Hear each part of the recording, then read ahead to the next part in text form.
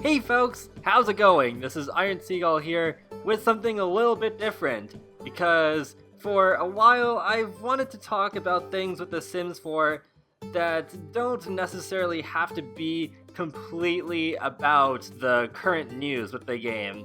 And in particular, lately I've been thinking about the hidden lots in The Sims 4 and what I think of them, because it's possible that a new world is coming with the rumored Supernatural game pack. And there might be a hidden world / neighborhood like the Hermit Shack or the lots for Get to Work's active careers.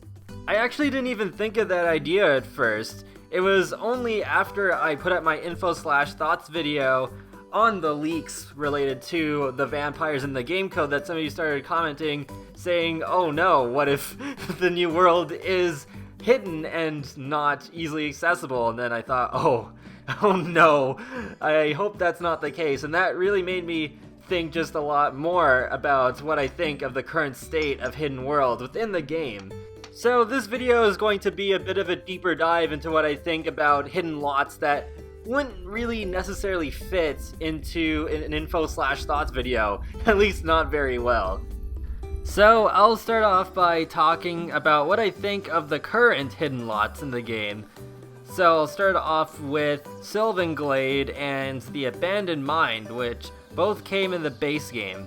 So the Sylvan Glade, I think I'm okay with being a hidden lot. It's very different looking from the rest of the game because it's very fantasy-like. It just doesn't make sense for us to just so easily be able to access it. And I think it is kind of cool how you get to it by just being nice to this tree, and then you can just jump down a hole, and then there you are in this secret magical society with these pixies flying around. It's kind of interesting. And with the Abandoned Mine, well, the title says it all, really. It just makes sense for that to be a hidden lot as well, since it is abandoned, and it just makes sense that there is a little bit of a barrier to get into that lot. So I'm okay with how it is, and I think that hidden lot is also really great looking.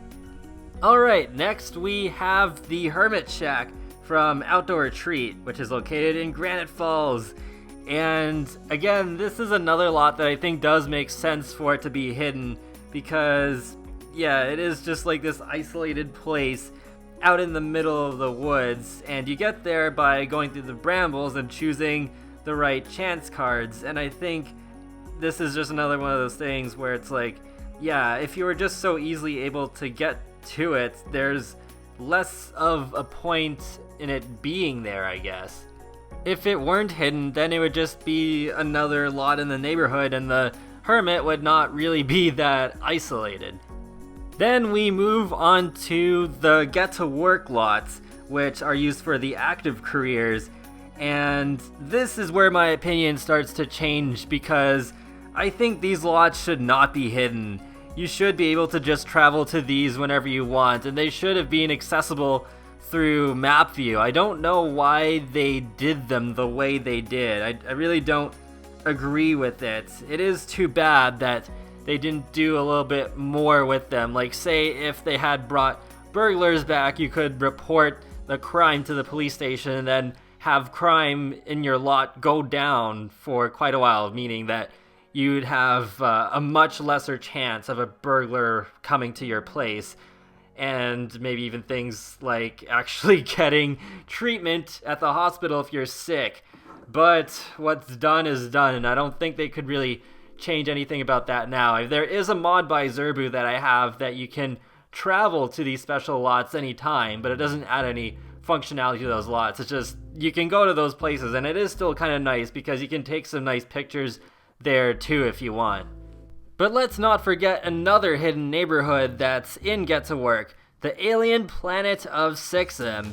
With this one, I'm a little bit in the middle. I can see why they made this one hidden, because, well, it is an alien planet, and it is kind of similar to Sylvan Glade, where it's very different thematically from the rest of The Sims 4.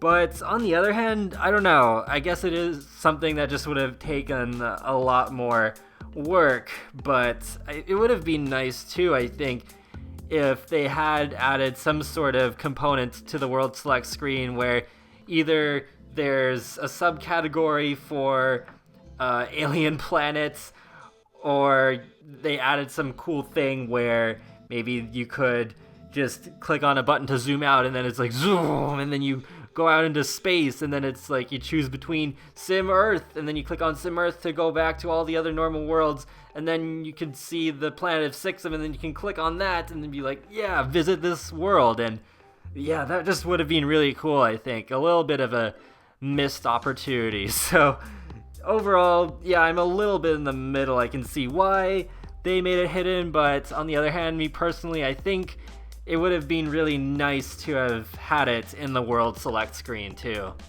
And then we come to something that's a little bit of an interesting mix, which is the Bluffs in Windenburg. I think this lot was originally going to be a hidden lot because if you explored the residential island neighborhood, you might be able to find these brambles that look exactly the same, like the ones in Grand Falls that you used to get to the Hermit Shack, but these ones go to the Bluffs. But you can also access the Bluffs from map view, and I find that really interesting. I do like that they left the brambles in because, say, if I wanted to play a little bit more realistically and I happen to be exploring the residential island, then I don't have to unrealistically hit the M key and then bring up the map screen and all that stuff. I can have this sort of cooler story where my sim stumbles upon the brambles and then goes through them and then, oh, they're at the Bluffs. So I am pretty okay with how they did this, where you can sort of have a hidden lot element if you want to, but if you just want to go right to it so you can easily edit the lot or whatever, then you can. We do have a similar situation going on with the ancient ruins in Windenburg as well, where you can click on those gates in the Old Town neighborhood that has all of those lots as well as the cafe, and I'm really glad that they did that too. And now to look to the future, what should be done with hidden lots, if any? Should we be getting more? And in my opinion, I don't think they're that high a priority. I think there's a lot of features that would be more important to implement, like more careers, more gameplay items, and things like that. But if there's a way that the game designers can think of where it makes sense to have this special lot that is hidden, then definitely go for it, because there are those hidden lots that I mentioned earlier, like Sylvan Glade and the Hermit Shack, where it totally makes sense for them to be hidden lots. But I totally get why San Myshuno doesn't have any hidden lots. I don't think it would have really made too much sense unless, I don't know, there was something like really weird, like a hidden sewer lot, and then you'd have some sort of a cult that's like the Teenage Mutant Ninja Turtles. I don't know, but I guess that would have taken the direction of the expansion pack a little bit too far away from the cultural aspect. And if we never get any hidden lots again, I won't really be too fussed about it, since, yeah, there definitely are more important things than hidden lots in The Sims. And with the Supernatural game pack, I hope the new world is not hidden, and if there is a hidden lot, it will be within that world. It won't be just some separate entity just like Sixum is. And that about wraps up all I have to say about hidden lots on The Sims 4. So let's try something a little interesting here. Let me know your opinions on hidden lots and what you think should be done with them in the comment section below. And I will feature some of my favorite comments in the next opinion piece that I'll do. I think this could be a really cool way of engaging you all a little bit more, and also encourage viewership across the whole series, and be a good way of letting people know about previous episodes in case they've missed them, or if it's the first one that they've ever watched.